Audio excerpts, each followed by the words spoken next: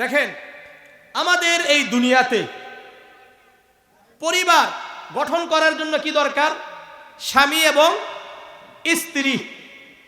স্বামী এবং কি স্ত্রী। আমরা অনেকেই বলি সংসার সুখের হয় রমণীর গুণে। শুধু কি রমণীর গুণ থাকলেই হবে? উভয়ের গুণ থাকতে হবে। স্বামী স্ত্রীর ভালো গুণেই সংসার সুখের হয়। ঠিক আছে? আল্লাহ রাব্বুল আলামিন সূরাতুন নিসা, আমার এই যে আপনাদেরকে একটা কি শোনালাম, হেডলাইন শোনাইলাম না, এর উপরেই আলোচনা। সূরাতুন নিসার প্রথম আয়াত আল্লাহ বলেন, ইয়া আইয়ুহান নাসুত্তাকু রাব্বাকুমুল্লাযী খালাকাকুম মিন নাফসিন ওয়াহিদাতিন ওয়া খালাকা মিনহা যাওজাহা ওয়া বাথা মিনহুমা রিজালান কাসীরান ওয়া নিসাআ ইয়া আইয়ুহান নাসুত্তাকু, হে লোক সকল তোমরা তোমাদের রবকে ভয় করো। কাকে? আল্লাহকে ভয় করো, যিনি তোমাদেরকে, ইয়া আইয়ুহান নাসুত্তাকু রাব্বাকুমুল্লাযী, যিনি তোমাদেরকে সৃষ্টি করেছেন একটি জান থেকে, একটি প্রাণ থেকে। কয়জন জান? একটা প্রাণ থেকে সৃষ্টি করেছেন। ওয়া খালাকা মিনহা যাওজাহা, ওই জান থেকে, ওই প্রাণ থেকে তার স্ত্রীকে সৃষ্টি করেছেন। হযরত আদম আলাইহিস সালাতু ওয়াস সালাম থেকে মা হাওয়াকে সৃষ্টি করেছেন। ওয়া খালাকা মিনহা যাওজাহা ওয়া বাথা মিনহুমা রিজালান কাসীরান ওয়া নিসাআ, আর এই উভয় থেকে হযরত আদম এবং হাওয়া আলাইহিমুস সালাতু ওয়াস সালাম থেকে অগণিত পুরুষ এবং অগণিত নারীদেরকে সৃষ্টি করেছেন। তাহলে আমাদেরকে আল্লাহ তাআলা আদম আলাইহিস সালাতু ওয়াস সালাম থেকে হাওয়া আলাইহাস সালাতু ওয়াস সালামকে, আর তাদের উভয় থেকে আমাদের কিয়ামত পর্যন্ত মানুষ সকলকে সৃষ্টি করেছে। সূরাতুল হুজুরাতে 13 নম্বর আয়াত আল্লাহ বলেন, ইয়া আইয়ুহান নাসু ইন্না খলাকনাকুম মিন যাকারিন ওয়া উনসা, হে লোক সকল আমি আল্লাহ তোমাদেরকে একজন পুরুষ একজন নারী থেকে সৃষ্টি করেছি। অর্থাৎ আদম আলাইহিস সালাতু ওয়াস সালাম হলো পুরুষ আর হাওয়া আলাইহাস সালাতু ওয়াস সালাম হলো নারী, এই উভয় থেকে সৃষ্টি করেছেন।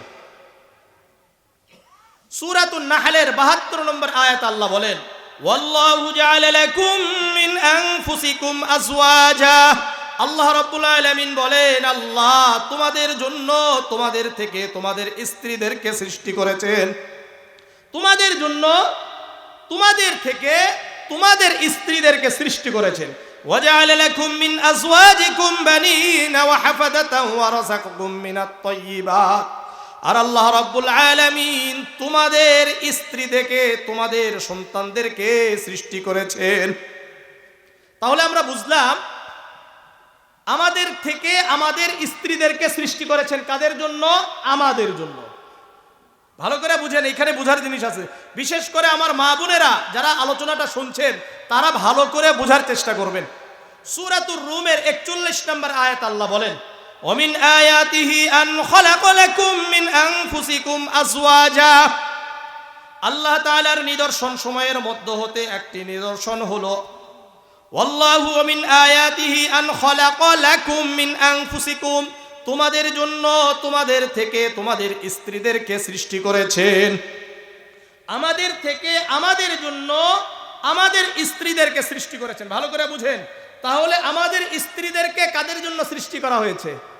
আমাদের জন্য। প্রত্যেক স্ত্রীকে তার স্বামীর জন্য আল্লাহ সৃষ্টি করেছেন। উদাহরণ দিই আপনাদেরকে। মনে করলেন একটা ফ্যান, এই ফ্যানটা কাদের জন্য তৈরি করা হয়েছে? আমাদের জন্য। তাহলে ফ্যানের কাজ কি? আমাদের সেবা করা। আমাদের কি করা?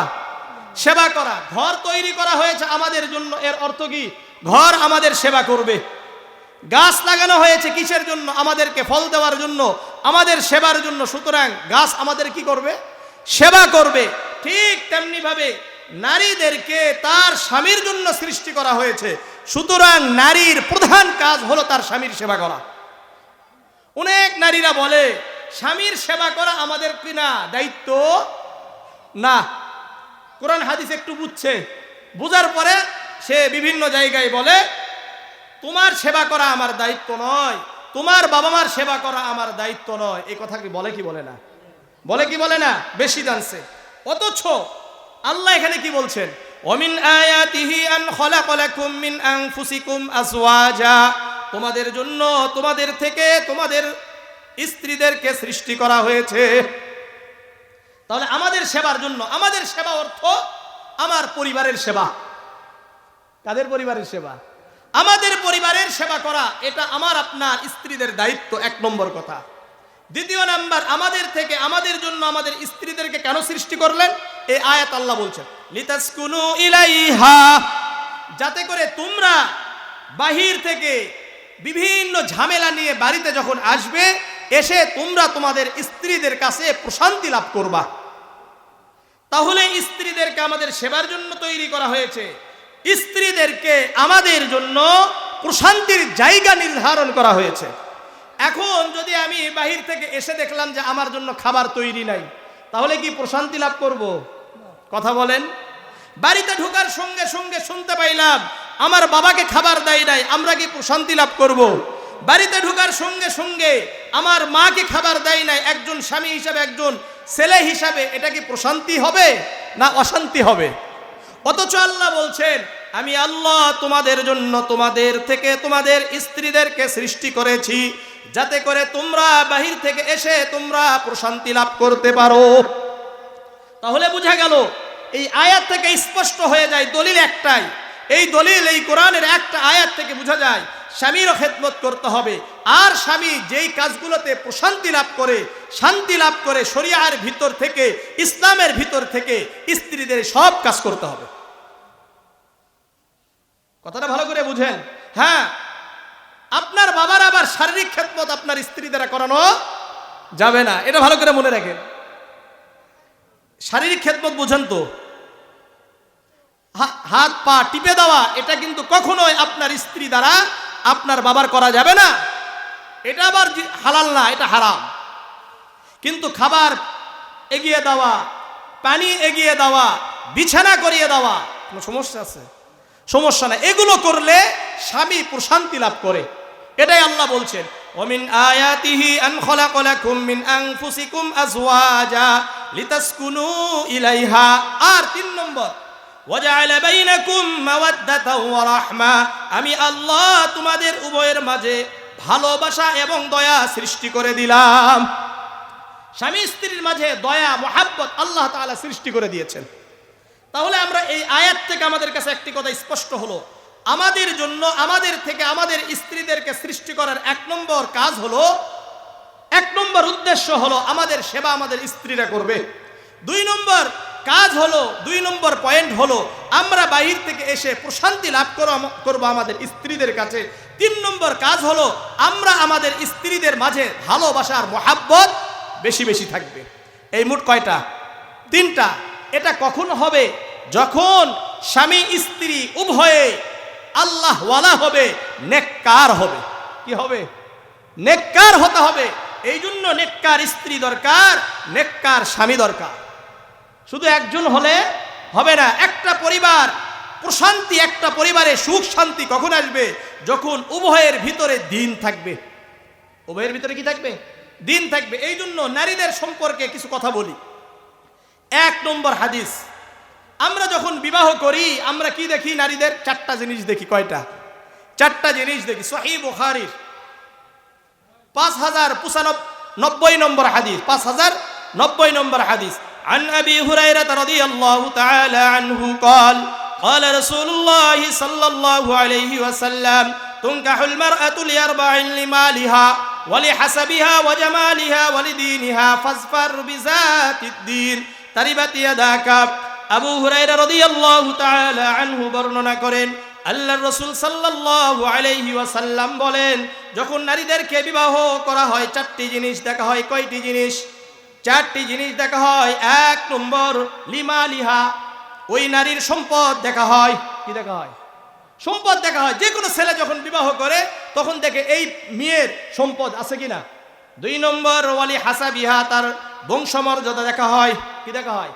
বংশমর্যাদা দেখা হয়। 3 নম্বর ওয়ালি জামালিহা, তার সৌন্দর্য দেখা হয়। আর 4 নম্বর ওয়ালি দীনিহা, তার দিনদারি দেখা হয়।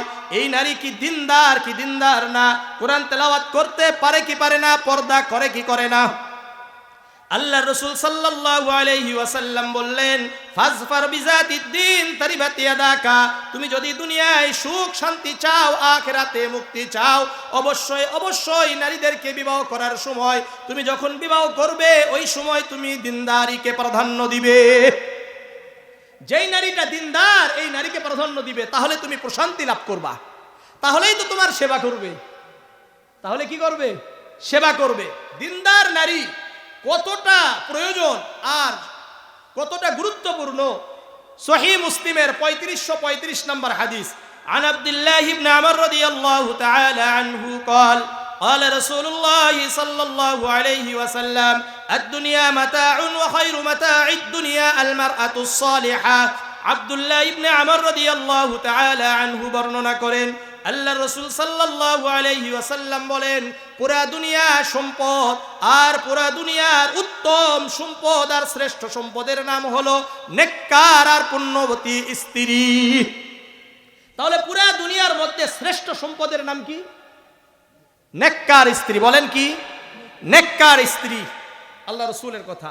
আসেন, যে ব্যক্তির চারটা জিনিস আছে এই ব্যক্তি হলো সৌভাগ্যবান, আর যে ব্যক্তির চারটা জিনিস খারাপ হবে এই ব্যক্তি হলো দুর্ভাগা। সহিহ ইবনে হিব্বানের 4032 নম্বর হাদিস, আন সাদ ইবনে আবি ওয়াক্কাস রাদিয়াল্লাহু তাআলা আনহু قال قال رسول الله صلى الله عليه وسلم اربع من السعاده। সাদ ইবনে আবি ওয়াক্কাস রাদিয়াল্লাহু তাআলা আনহু বর্ণনা করেন, আল্লাহ রাসূল সাল্লাল্লাহু আলাইহি ওয়াসাল্লাম বলেন, চারটি জিনিস সৌভাগ্যের প্রতীক। কয়টি? চারটি জিনিস হলো সৌভাগ্যের প্রতীক। এক নম্বর আল মারআতুস সালিহা, নেককার স্ত্রী হওয়া, ভালো স্ত্রী হওয়া সৌভাগ্যের প্রতীক। ওয়াল জারুস সালিহ, নেককার ভালো প্রতিবেশী হওয়া সৌভাগ্যের প্রতীক। যার ভালো স্ত্রী সে সৌভাগ্যবান, যার ভালো প্রতিবেশী আছে সেও সৌভাগ্যবান। কারণ স্ত্রী যদি ভালো না হয়, ঘরে ঢোকার সঙ্গে সঙ্গে ঝগড়া আছে কি নাই? বাড়ি থেকে বের হবেন, যদি প্রতিবেশী খারাপ হয় ঝগড়া হবে কি হবে না? ঝগড়া হবে। ওয়াল মাসকানুল ওয়াসি', যার ঘর প্রশস্ত এই ব্যক্তিও সৌভাগ্যবান। ঘরটা একটু বড় হলে ভালো লাগে না খারাপ লাগে? ভালো লাগে। আর 4 নম্বর ওয়াল মারকাবুল হানি, ভালো বাহন হলে। কয়টা? 4টা। 1 নম্বর বলেন ভালো স্ত্রী, 2 নম্বর ভালো প্রতিবেশী, 3 নম্বর প্রশস্ত বাড়ি, 4 নম্বর ভালো একটা বাহন মানে হলো গাড়ি। এই 4টা যার ভিতরে থাকবে, যার থাকবে সে হলো সৌভাগ্যবান। ওয়ারবাউম মিনাশ শাকাওয়া, আর দুর্ভাগ্যের প্রতীক হলো 4টা। আল মারআতুস সু, 1 নম্বর খারাপ স্ত্রী। এর উল্টা, যদি খারাপ স্ত্রী হয় বাড়িতে গেলে আর আপনি শান্তি পাবেন না, জাহান্নাম হয়ে যাবে। ওয়াল জারুস সু, যার খারাপ প্রতিবেশী, শান্তি পাবেন না, 2 দিন পর পর কেস হবে, এটা হবে সেটা হবে, গন্ডগোলের শেষ নাই, ঝগড়ার শেষ নাই। আল মাসকানুল যায়িক, আর যদি সংকীর্ণ ঘর হয় তাহলেও কি আছে? দুর্ভাগা। আর ওয়াল মারকাবুস সু, আর খারাপ বাহন, যদি বাহনটা একটু খারাপ হয়, ধুক্কুর ধুক্কুর করতে করতে চলে, যে কোনো মুহূর্তে অ্যাক্সিডেন্ট করতে পারে কি পারে না? পারে। এই জন্য সৌভাগ্যের প্রতীক হলো 4টা, দুর্ভাগ্যের প্রতীক কয়টা? 4টা। বুঝে আসছে? আরো শুনতে থাকেন। নেককার স্ত্রীদের উপর কিছু হাদিস। সুনানে ইবনে মাজার 1856 নম্বর হাদিস, عن ثوبان رضي الله تعالى عنه قال لما نزل في الفضة والذهب ما نزل قالوا أي المال نتخذ। ثوبان رضي الله تعالى عنه বর্ণনা করেন, আল্লাহ রাব্বুল আলামিন স্বর্ণ এবং রূপা সঞ্চয়ের সমালোচনা করে আয়াত অবতীর্ণ করলেন। স্বর্ণ আর রূপা এটাকে সঞ্চয় করবে, জমা করবে, এর সমালোচনা করে আল্লাহ তাআলা আয়াত অবতীর্ণ করলেন। ক্বালু ইয়া রাসূলুল্লাহ আইয়াল মাল নাত্তাখিজ, সাহাবারা বললেন ইয়া রাসূলুল্লাহ, ইয়া হাবিবাল্লাহ, তাহলে আমরা কোন সম্পদ সঞ্চয় করব?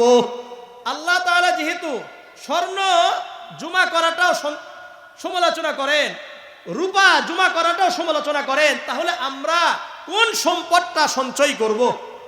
আল্লাহর রাসূল একটু রাগান্বিত হয়ে গেলেন, সরে গেলেন।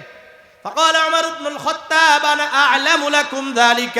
عمر بن الخطاب رضي الله تعالى عنه বললেন, এই সাহাবারা, এখনই তোমাদেরকে কেন জিজ্ঞাসা করতে হবে? কেবল আয়াত অবতীর্ণ হয়েছে, কিছু সময় পরে তো তোমরা কি করতে পারতে? রসুলকে জিজ্ঞাসা করতে পারতে। ঠিক আছে, আমি রাসূলুল্লাহর কাছে জিজ্ঞাসা করে তোমাদেরকে জানিয়ে দিব। ফাওদা আলা বাইরিহি ফাদরাকান নবী সাল্লাল্লাহু আলাইহি ওয়াসাল্লাম, আল্লাহ রাসূল সাল্লাল্লাহু আলাইহি ওয়াসাল্লাম চলে গেলেন। ওমর ইবনুল খাত্তাব রাদিয়াল্লাহু তাআলা আনহু তার বাহন নিয়ে আল্লাহর পিছনে ছুটলেন, আল্লাহর রাসূলের পিছনে ছুটলেন।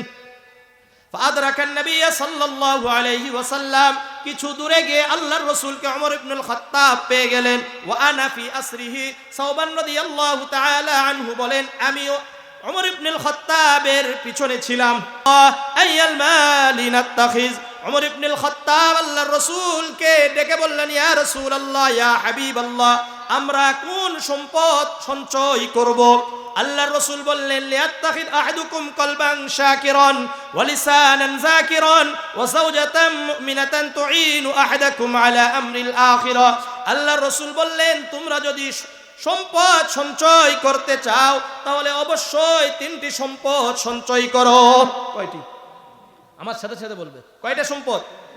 এক নম্বর কলবান শাকিরান, কৃতজ্ঞ অন্তর। বলেন কি অন্তর? কৃতজ্ঞ অন্তর। দুই নম্বর ওয়ালিসানান যাকিরান, জিকিরকারী জিহ্বা। বলেন জিকিরকারী জিহ্বা। তিন নম্বর ওয়াসাওজাতান মুমিনাতান তুঈনু আহাদাকুম আলা আমরিল আখিরাহ, এমন নেককার স্ত্রী, যেই নেককার স্ত্রী তোমাদেরকে আখিরাতের ব্যাপারে সহযোগিতা করবে। তাহলে আল্লাহর রাসূল কয়টি সম্পদ সঞ্চয়ের কথা বলেছেন? আবার বলেন কয়টি? এক নম্বর কলবান শাকিরান, কৃতজ্ঞ অন্তর, অল্পে তুষ্ট হওয়া, যখন যা পেয়েছে আলহামদুলিল্লাহ বলে দিল। দুই নম্বর ওয়ালিসানান যাকিরান, সর্বদা জিকিরকারী জিহ্বা, সুবহানাল্লাহ, আলহামদুলিল্লাহ, লা ইলাহা ইল্লাল্লাহ, আল্লাহু আকবার, সুবহানাল্লাহিল আযীম ওয়া বিহামদিহি। আপনি সুবহানাল্লাহ যদি বলেন, আলহামদুলিল্লাহ বলেন, লা ইলাহা ইল্লাল্লাহ বলেন, আল্লাহু আকবার বলেন, তাহলে আল্লাহ রাব্বুল আলামিন আমার আপনার এই সুবহানাল্লাহর বিনিময়ে জান্নাতে একটি করে চারা গাছ লাগিয়ে দিবেন। জামিআ তিরমিজির 3462 নম্বর হাদিস, আন আব্দুল্লাহ ইবনে মাসউদ রাদিয়াল্লাহু তাআলা আনহু قال قال رسول الله صلى الله عليه وسلم لقيت ابراهيم ليلة اسري بي। আব্দুল্লাহ ইবনে মাসউদ রাদিয়াল্লাহু তাআলা আনহু বর্ণনা করেন, আল্লাহর রাসূল সাল্লাল্লাহু আলাইহি ওয়াসাল্লাম বলেন, মেরাজের রাত্রিতে সপ্তম আসমানে বাইতুল মামুরের কাছে ইব্রাহিম আলাইহিস সালাতু ওয়াস সালামের সাথে আমার সাক্ষাৎ হয়ে গেল। কোথায় সাক্ষাৎ? সপ্তম আসমান। বলেন কোন জায়গায়? বাইতুল মামুরের ওখানে, যেটা আমাদের কাবার একেবারে উপরে। এই বাইতুল মামুরে ইব্রাহিম আলাইহিস সালাতু ওয়াস সালাম বসে আছেন। আল্লাহর রাসূলে গিয়ে সাক্ষাৎ করলেন। তখন ইব্রাহিম আলাইহিস সালাতু ওয়াস সালাম বললেন, ইয়া মুহাম্মদ আকরি উম্মাতাকা মিন্নি সালাম, হে মুহাম্মদ, আপনি আমার পক্ষ থেকে আপনার উম্মতকে সালাম পৌঁছায়া দেন। ওয়া আখবিরহুম আন্নাল জান্নাতা তাইয়্যিবাতুত তুরবাতি, আর আপনার উম্মতকে জানিয়ে দেন জান্নাতের জমিন হলো সুগন্ধিময়। আমাদের এই জমিন থেকে কি সুগন্ধি বের হয়? কি কথা বলেন? আপনাদের যে জমিন আছে, ভূমি আছে, এখান থেকে কি সুগন্ধি বের হয়? কিন্তু জান্নাতের জমিন থেকে কি বের হবে? সুগন্ধি বের হবে। ওয়াজমাতুল মাই, জান্নাতের পানি হলো সুমিষ্ট। ওয়ান্নাকিআন, কিন্তু জান্নাতের ভূমিটা হলো উর্বর, এখানে কোনো গাছগাছালি নাই, চারা গাছ নাই, ফল ফুল কিছুই নাই। এখন যদি আপনি উম্মত যদি জান্নাতে গিয়ে ফল ফুল চায়, গাছগাছালি চায়, ওয়ান্না গিরাসাহা সুবহানাল্লাহ, আলহামদুলিল্লাহ, লা ইলাহা ইল্লাল্লাহ, আল্লাহু আকবার, ইব্রাহিম আলাইহিস সালাতু ওয়াস সালাম জানিয়ে দিলেন, আপনার উম্মত যখন বলবে সুবহানাল্লাহ, সঙ্গে সঙ্গে আপনার ওই উম্মতের জন্য জান্নাতে একটি চারা গাছ লেগে যাবে। এই যে আমরা সুবহানাল্লাহ বললাম না, আমাদের জন্য জান্নাতে একটা চারা গাছ লেগেছে প্রত্যেকের জন্য। আলহামদুলিল্লাহ বলার সঙ্গে সঙ্গে জান্নাতে একটি চারা গাছ লেগে যাবে। লা ইলাহা ইল্লাল্লাহ বলার সঙ্গে সঙ্গে জান্নাতে একটি চারা গাছ লেগে যাবে। যখন আল্লাহু আকবার বলবো, সঙ্গে সঙ্গে জান্নাতে একটি চারা গাছ লেগে যাবে। এই যে আমরা চারবার বলছি না, চারটা করে চারা গাছ সবার জন্য লেগে গেছে। এই জন্য তাহলে আমাদের এক নম্বর সঞ্চয় হলো কৃতজ্ঞ অন্তর। দুই নম্বর ওয়ালিসানান যাকিরান, কি বলেন? জিকিরকারী জিহ্বা। কি বলেন? বলেন জিকিরকারী জিহ্বা। আর 3 নম্বর ওয়াজাওজাতাম মুমিনাতান তুঈনু আহাদাকুম আলা আমরিল আখিরা, এমন স্ত্রী, নেককার স্ত্রী, যেই স্ত্রী তোমাদেরকে আখিরাতের ব্যাপারে সহযোগিতা করবে। দেখেন স্বামী স্ত্রীর ভালোবাসাটা কেমন হওয়া দরকার, কেমন হওয়া দরকার।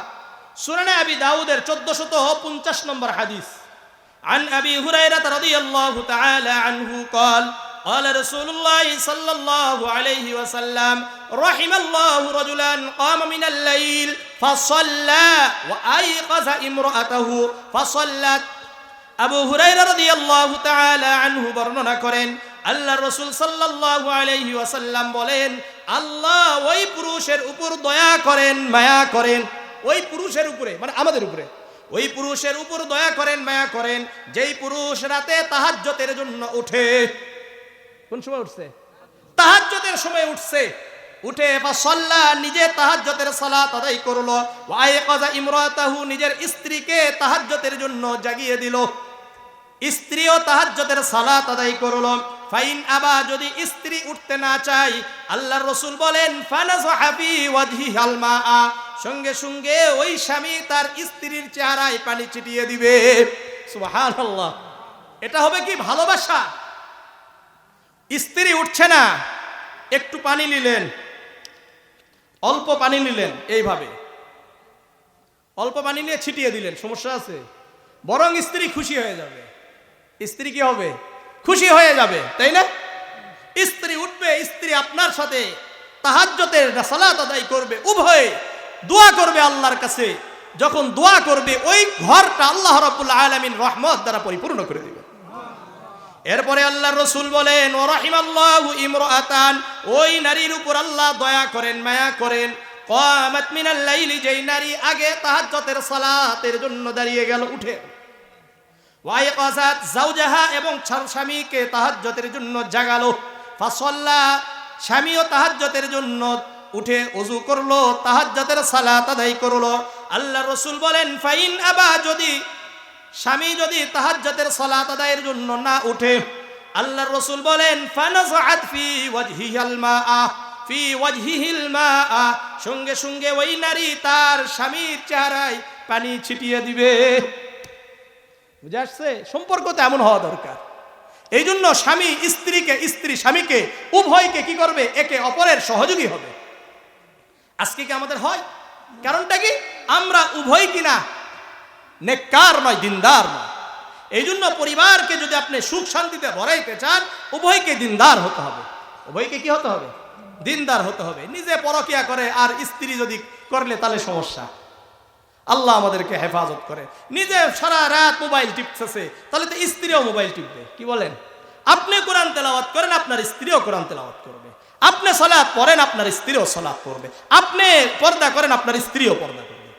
কি বলেন? আল্লাহ রাসূলের আরেকটা হাদিস, আল বাইহাকি ফি শুআবিল ঈমান, 4114 নম্বর হাদিস, عن عبد الله بن عباس رضي الله تعالى عنه قال قال رسول الله صلى الله عليه وسلم أربع من أعطيهن فقد أعطي خير الدنيا والآخرة। عبد الله بن عباس رضي الله تعالى عنه বর্ণনা করেন, আল্লাহ রাসূল সাল্লাল্লাহু আলাইহি ওয়াসাল্লাম বলেন, যেই ব্যক্তিকে 4টি বৈশিষ্ট্য দেওয়া হয়েছে, 4টি জিনিস দেওয়া হয়েছে, ওই ব্যক্তিকে দুনিয়া এবং আখিরাতের কল্যাণ দান করা হয়েছে। কয়টা জিনিস? যে ব্যক্তি 4টা জিনিস নিয়ামত পেয়েছে, আমাদের মধ্যে যার ভিতরে 4টা নিয়ামত আছে, এই ব্যক্তিকে আল্লাহ তাআলা দুনিয়া এবং আখিরাতের কল্যাণ দান করেছেন। 1 নম্বর কলবুন শাকিরুন, কৃতজ্ঞ অন্তর। যার অন্তর কৃতজ্ঞে ভরা, এই ব্যক্তি কখনো টেনশন করে না। যে অল্পতে তুষ্ট হয়ে যায় না, এর কিন্তু কোনো দুশ্চিন্তা নাই। দুশ্চিন্তা কার? আরো লাগবে, আরো লাগবে, আরো লাগবে, লাগতে লাগতে শেষ হয় না। একটা বিল্ডিং হয়েছে, আরেকটা বিল্ডিং লাগবে, আরেকটা বিল্ডিং হয়েছে, আরেকটা বিল্ডিং লাগবে। এভাবে করতে করতে তার মৃত্যু হয়ে যাবে, তারপরেও তার আকাঙ্ক্ষা শেষ হবে না। কিন্তু যে ব্যক্তির অন্তরটা কৃতজ্ঞ হয়ে যায়, এর আর কোনো কি নাই, দুশ্চিন্তা নাই। এই জন্য আল্লাহর রাসূল বলেন কলবুন শাকিরুন। 2 নম্বর ওয়ালিসানুন যাকিরুন, তার জিকিরকারী জিহ্বা। জিকিরকারী কি হবে? জিহ্বা হবে। যার জিহ্বা হবে জিকিরকারী, সে কিন্তু কাউকে নিয়ে সমালোচনা করবে না। করবে? সর্বদা জিকির করবে, সুবহানাল্লাহ, আলহামদুলিল্লাহ, লা ইলাহা ইল্লাল্লাহু, আল্লাহু আকবার। আমাদের মা বোনেরা সর্বদাই জিকির করতে পারে কি পারে না? খাবার পাকাচ্ছে, খাবার রান্না করছে, জিকির করতে পারে কি পারে না? সে আমাদের মা বোনেরা ঘর ঝাড়ু দিচ্ছে, সেখানেও জিকির করতে পারে। এমনকি তাদের উপর যখন নামাজ পড়া নিষিদ্ধ, কোরআন তেলাওয়াত করা নিষিদ্ধ, তখনও তো জিকির করতে পারে। 2 নম্বর 3 নম্বর, ওয়াবাদানুন আলাল বালাই সাবিরুন, এমন শরীর যেই শরীরটা বিপদ আপদে ধৈর্যশীল। বিপদ আপদে ধৈর্যশীল যদি শরীর হয়ে যায়, তাহলে এই ব্যক্তি হলো সফল। সবাই কিন্তু ধৈর্য ধারণ করতে পারে না।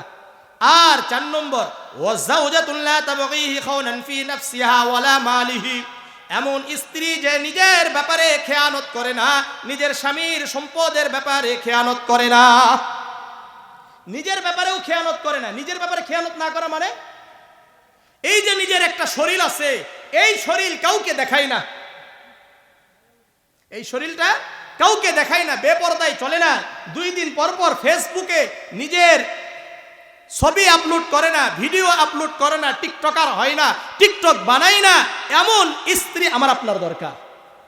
আপনার আমার যেই সম্পদ, এই সম্পদ অপচয় করে না, অন্য কারো উপরে খরচ ব্যয় করে না। এমন স্ত্রী যদি আমরা পেয়ে যাই, তাহলে আমরা দুনিয়ার সব নিয়ামত পাইলাম, আখিরাতেরও নিয়ামত পেয়ে গেলাম। আখিরাতের কি পাইছি? নিয়ামত পেয়েছি। আপনার স্ত্রী যে ভালো, আপনার স্ত্রী যে নেককার, এটা আপনি বুঝবেন কিভাবে? কয়েকটা হাদিস শুনেন এর উপরে, এরপরে আরো কিছু কথা বলি, শুনেন, মনোযোগ দিয়ে শুনেন। আজকে আমরা অনেকে খালি সম্পদ দেখে বিবাহ করি না, অনেকে শুধুমাত্র সৌন্দর্য দেখে বিবাহ করি না, দিন দেখি না। তাদের জন্য আল্লাহ রাসূলের একটা হাদিস, সুনানে ইবনে মাজাহ 1859 নম্বর হাদিস। عن عبد الله بن عمرو رضي الله تعالى عنه قال قال رسول الله صلى الله عليه وسلم لا تزوجوا النساء لحسنهن فعسى حسنهن أن يرضيهن। আব্দুল্লাহ ইবনে আমর রাদিয়াল্লাহু তাআলা আনহু বর্ণনা করেন, আল্লাহর রাসূল সাল্লাল্লাহু আলাইহি ওয়াসাল্লাম বলেন, তোমরা নারীদের শুধুমাত্র সৌন্দর্য দেখে বিবাহ করো না। যদি সৌন্দর্যের সাথে দিনদারি থাকে তাহলে ঠিক আছে, কিন্তু শুধুমাত্র সৌন্দর্য দেখে বিবাহ করো না, এই সৌন্দর্য তাকে নষ্ট করে দিতে পারে। একটা নারীর ভিতরে শুধুমাত্র সৌন্দর্য আছে, কিন্তু দিন নাই, আল্লাহর ভয় নাই, রাসূলের সুন্নাত নাই, পর্দা নাই, এই নারী সে নষ্ট হয়ে যাবে, এর মধ্যে কোনো সন্দেহ নেই। কি নাই? সন্দেহ নাই। বর্তমান 50% ডিভোর্স হওয়ার কারণটা কি? অন্য জায়গায় আসক্ত, অন্য কারোর সাথে কথা বলে, অন্য জায়গার সাথে সম্পৃক্ত রাখে, সম্পর্ক রাখে। এই কারণে তো আস্তে আস্তে কি হয়? সেপারেশন হচ্ছে কি হচ্ছে না? কত পার্সেন্ট? 49 থেকে 50%। একমাত্র কারণ সৌন্দর্য আছে কিন্তু দিনদারি নাই, আল্লাহকে ভয় করে না। এই জন্য মেসেজিং করতেছে, কোথায় কোথায় সম্পর্ক করছে কেউ জানে না। আল্লাহ আমাদেরকে হেফাজত করেন। রাসূলের হাদিস, এটা আমার কথা নয়, আল্লাহর রাসূল বলেন, লা তাযাওয়াজুন নিসা লিহুসনিহিন্না ফাআসা হুসনুহুন্না আন ইরদিয়াহুন্না। তোমরা শুধুমাত্র নারীদের সৌন্দর্য দেখে বিবাহ করো না, এই সৌন্দর্য তাদেরকে নষ্ট করে দিতে পারে।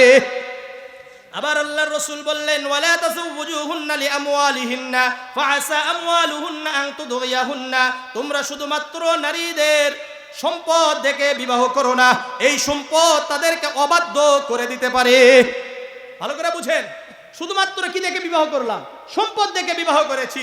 আপনার স্ত্রীর মধ্যে দিন নাই, আল্লাহর ভয় নাই, তাহলে এই স্ত্রী আপনার বাধ্য হবে না, আপনার আনুগত্য স্বীকার করবে না, বরং এই স্ত্রী আপনার অবাধ্য হয়ে যাবে।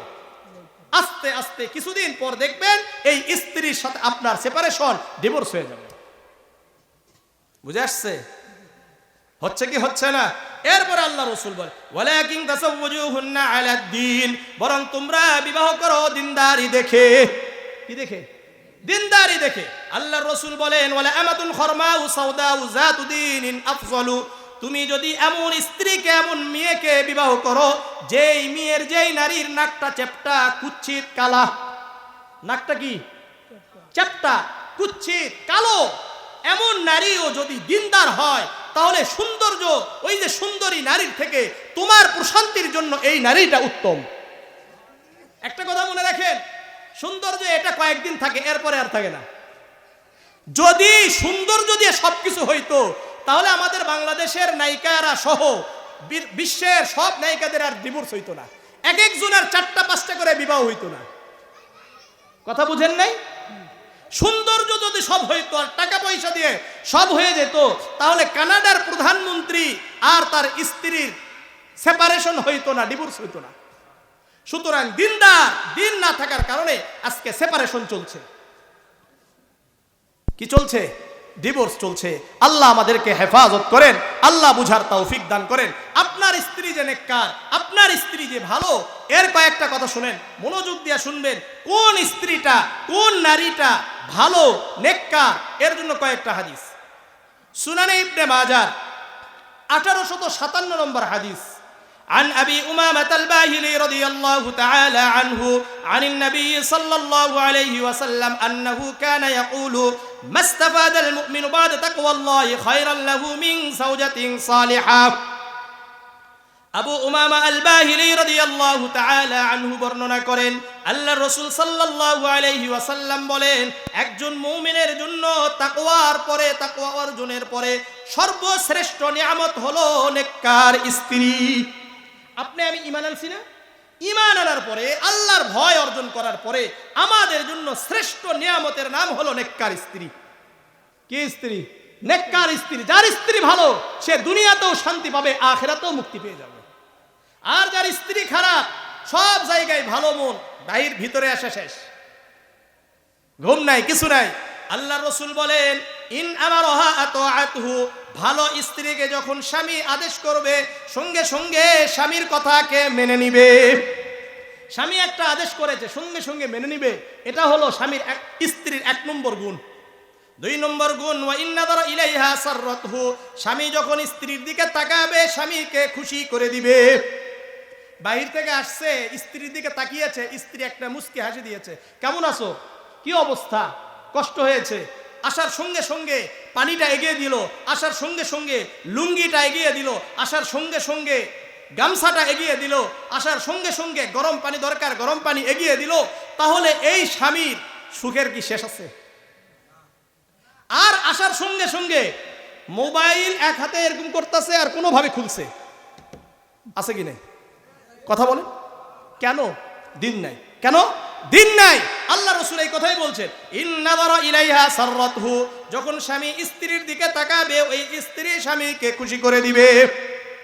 3-4 নম্বর, ওয়াইন আকসামা আলাইহা আবাররাতহু, স্বামী যদি স্ত্রীর ব্যাপারে কোনো একটা কসম খেয়ে ফেলে, কসম করে, ওই স্ত্রী স্বামীর ওই কসমকে পুরা করার জন্য চেষ্টা করবে। যে কোনো একটা কসম করেছে, তোমাকে এটা করতে হবে, আল্লাহর কসম করে বললাম, স্ত্রীকে কি করবে? কসমটা পূরণ করবে। অথবা বলছে, তুমি যদি এখন বাহিরে যাও, আমি কসম করে বলছি তোমাকে তালাক দিব, তুমি তালাক হয়ে যাবা। তখন ভালো যদি স্ত্রী হয় তাহলে এই নারী আর বাহিরে বের হবে না, বরং স্বামী যেহেতু কসম করেই ফেলেছে, ভুল করেছে, কিন্তু স্বামীর আনুগত্য স্বীকার করে সে বের হবে না। আর 4 নম্বর, ওয়াইন ওয়াবা আনহা নাসহাত ফি নাফসিহা ওয়া মালিহি, স্বামী যখন বাহিরে থাকবে, ঘরে অনুপস্থিত থাকবে, ওই সময় নিজেকে হেফাজত করবে, স্বামীর জানমালের হেফাজত করবে, স্বামীর সংসারের দেখাশোনা করবে।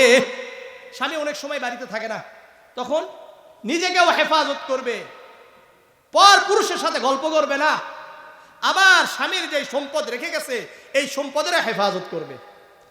এই সম্পদের কি আছে? হেফাজত করবে। এরকম নেককার স্ত্রী হওয়া দরকার। এই হাদিস থেকে আমরা কয়টা পাইলাম?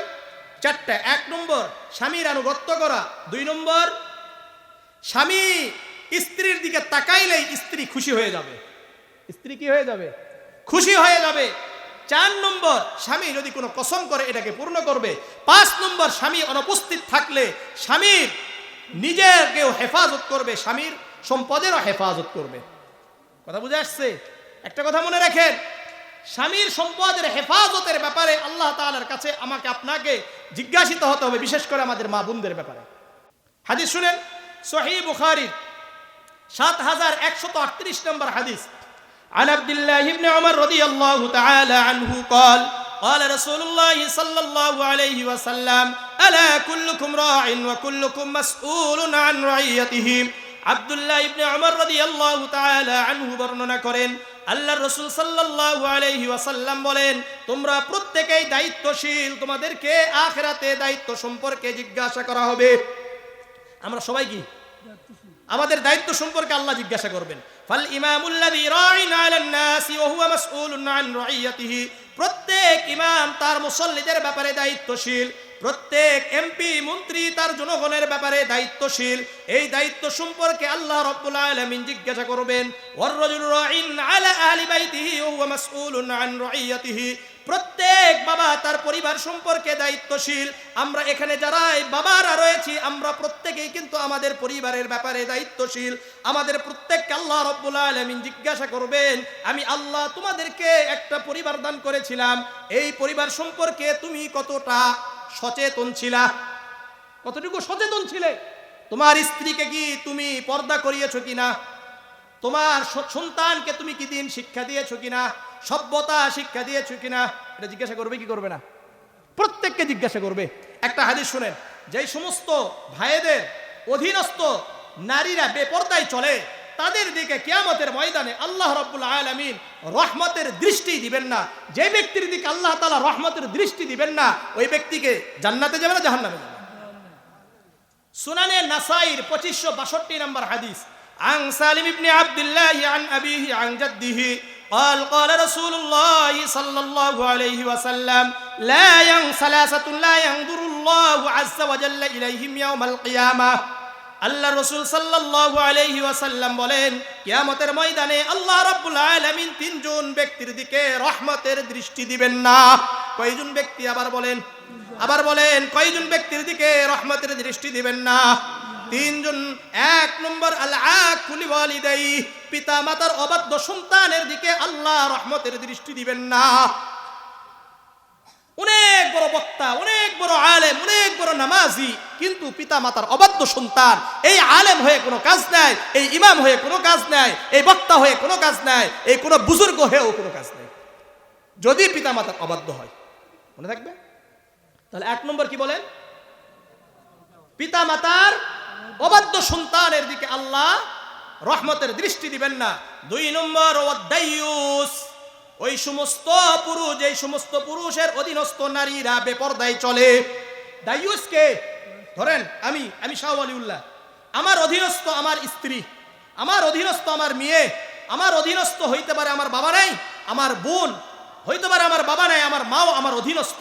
এখন যে এই যে চারটা মহিলা নারী, এই চারটা নারী যদি বেপরদায় চলাফেরা করে, আল্লাহ কোরআন এবং হাদিস অনুযায়ী আমি হলো দাইয়ুস, আমার দিকে আল্লাহ তাআলা রহমতের দৃষ্টি দিবেন না।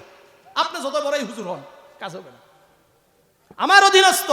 এখন আমরা চিন্তা করি, আমাদের যে ভাইয়েরা, যুবক ভাইদেরকে বলছি, আপনার স্ত্রী আছে, আপনি মনে করছেন আপনার স্ত্রীকে নিয়ে খুব ভাব নিয়ে মোটরসাইকেল নিয়ে চলতেছেন, খুব ভাব দেখান, লজ্জা থাকা দরকার।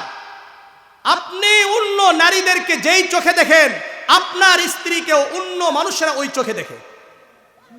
বুঝেন? লজ্জা থাকা দরকার। আপনার জিনিসকে আপনি অন্যজনকে দেখান কিভাবে? লজ্জা নেই, কি নাই? লজ্জা নাই। এই কারণে সুতরাং আমি আপনাদের হাতে পায়ে ধরে বলবো, দাইয়ুস হয়েন না। দাইয়ুস হলে কিন্তু আল্লাহ তাআলার রহমত পাবেন না। তিন নম্বর ওয়াল মারআতুল মুতারাজ্জিলাতু, যেই নারী পুরুষের বেশভূষা ধারণ করে, এরকম নারীর দিকে আল্লাহ তাআলা তাকাবেন না।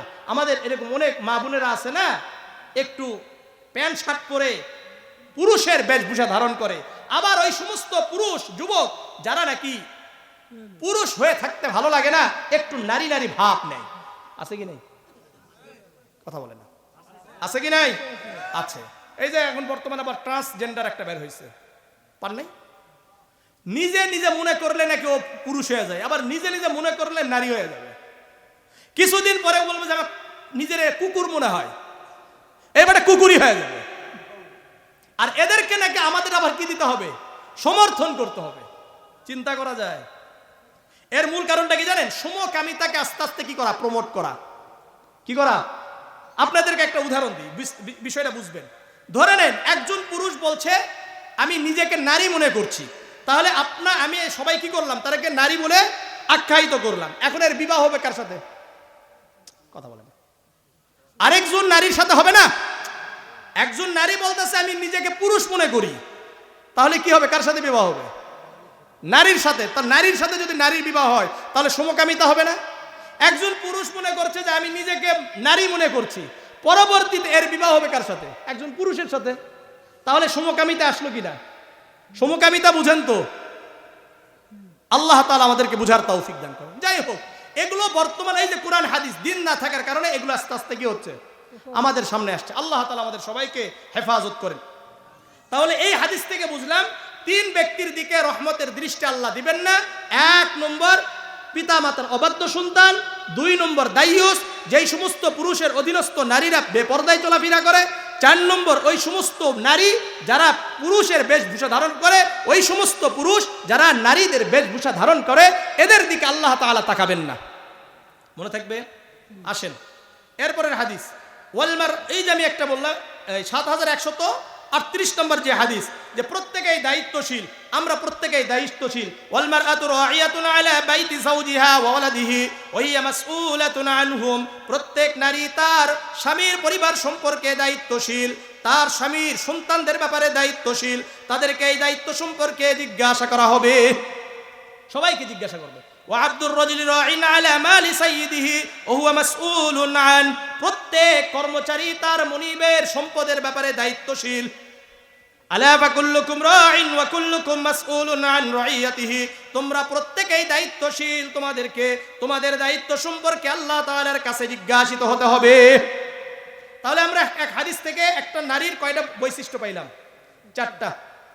আর কথাগুলো শুনেন। এরপরে সহিহ ইবনে হিব্বানের 4163 নম্বর হাদিস, عن أبي هريرة رضي الله تعالى عنه قال قال رسول الله صلى الله عليه وسلم إذا صلت المرأة خمسها وصامت شهرها وأطاعت زوجها وحصنت فرجها قيل لها ادخل الجنة من أي أبواب الجنة شئت।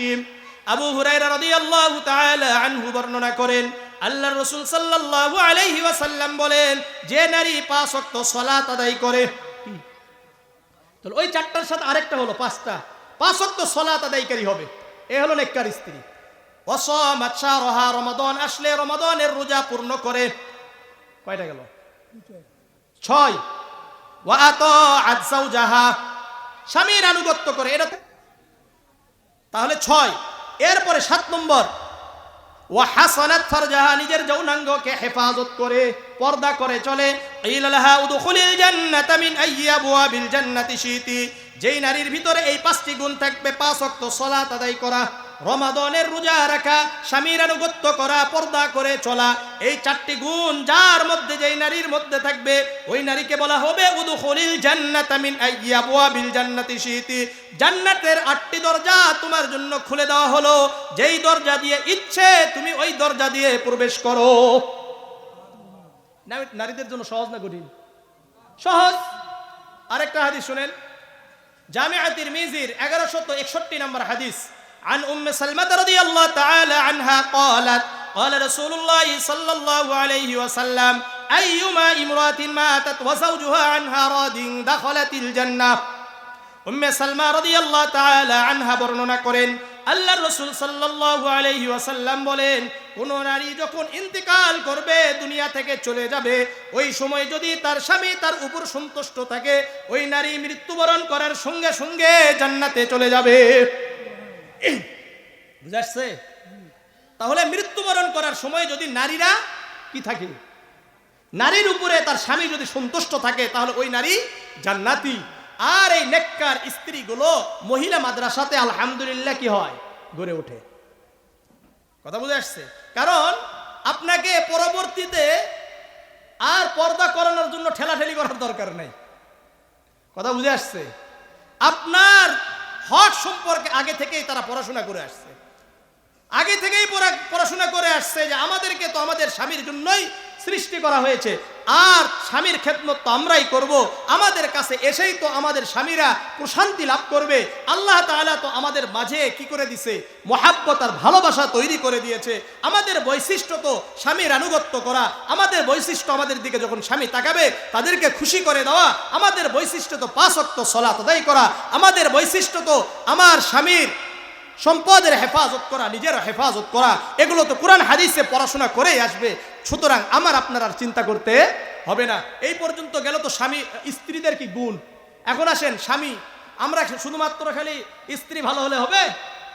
জামিআ তিরমিজির 1084 নম্বর হাদিস, আন আবি হুরায়রা রাদিয়াল্লাহু তাআলা আনহু قال قال رسول الله صلى الله عليه وسلم إذا خطب إليكم من ترضون دينه وخلقه فزوجوه وإلا تفعلوا تكن فتنة في الأرض وفساد عريض। আবু হুরায়রা রাদিয়াল্লাহু তাআলা আনহু বর্ণনা করেন, আল্লাহর রাসূল সাল্লাল্লাহু আলাইহি ওয়াসাল্লাম বলেন, তোমাদের মধ্য হতে তোমাদের কোনো বাবাকে তোমাদের কন্যা সম্পর্কে যদি একজন দিনদার ছেলে, যদি চরিত্রবান ছেলে যদি বিবাহের প্রস্তাব দেয়, তাহলে তোমরা ওই চরিত্রবান দিনদার ছেলের সাথে বিবাহ দিয়ে দাও। কি দেখতে বলছে ছেলেদের? চরিত্র আর দিনদারই দেখতে বলেছে, না টাকা পয়সা? আমরা কি দেখি? টাকা পয়সা আছে কিনা। আল্লাহর রাসূল বলেন, ওয়া ইল্লা তাফআলু, যদি তোমরা দিনদারি না দেখো, চরিত্র না দেখো, ওয়া ইল্লা তাফআলু তাকুন ফিতনাতুন ফিল আরদি ওয়া ফাসাদুন আরিজ, 2 দিন পরে অবশ্যই অবশ্যই ফিতনা সৃষ্টি হয়ে যাবে। যৌতুক চাবে আছে কি না? যৌতুক চাই কি চায় না? বিভিন্ন সিস্টেমে চায়, বিভিন্ন কি পদ্ধতিতে চায়। আল্লাহ আমাদেরকে হেফাজত করেন। স্বামীদের কাজ কি?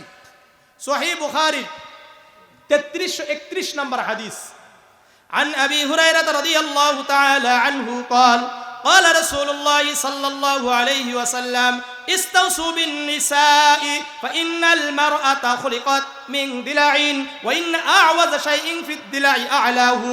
আবু হুরায়রা রাদিয়াল্লাহু তাআলা আনহু বর্ণনা করেন, আল্লাহর রাসূল সাল্লাল্লাহু আলাইহি ওয়াসাল্লাম বলেন, হে পুরুষ জাতি, তোমরা তোমাদের স্ত্রীদেরকে সুন্দর সুন্দর কথা বলে উপদেশ দাও। তাদের সাথে রাগারাগি করা যাবে না। কি করা যাবে না? রাগারাগি করা যাবে না, বরং সুন্দর করে কথা বলতে হবে। সুন্দর করে যত কথা বলবে, পাম্পট্টি যত দিবা, তত তোমার স্ত্রী ভালো থাকবে। আল্লাহ রাসূল বলছেন, কেন? ফাইন্নাল মারআতা খুলিকাত মিন দিলাইন, কেননা নারীদেরকে পাঁজরের হাড় থেকে সৃষ্টি করা হয়েছে। কি থেকে? বলেন বলেন। পাঁজরের হাড় থেকে। ওয়াইন আওয়াজ শাইইন ফিদ দিলাই আ'লাহু, আর পাঁজরের হাড় সমূহের মধ্যে উপরের হাড় হলো সবচাইতে বাঁকা। কোন হাড়? উপরের যে হাড়টা, এটা হলো সবচাইতে বাঁকা। আর এর থেকেই আল্লাহ রাব্বুল আলামিন আমাদের জন্য আমাদের স্ত্রীদেরকে সৃষ্টি করেছেন। আপনাদেরকে একটা কথা বলি, আমাদের হাড়টা কোথায় আছে জানেন? হাড় এখানে, হাড়টা কিন্তু এখানে আছে। এই হাড়কে আমাদের এই বাঁকা হাড়টাই কি রাখছে? সংরক্ষণ করে রাখছে, যত্ন সহকারে রাখছে। এখন যদি আপনি মনে করেন এই হাড়কে সোজা করবেন, তাহলে আপনি হাড় কি থাকবে না, সংরক্ষণ থাকবে না। যদি আমার আপনার হাড়ই বের হয়ে যায়, আমরা বেঁচে থাকবো না, কবরে যাব?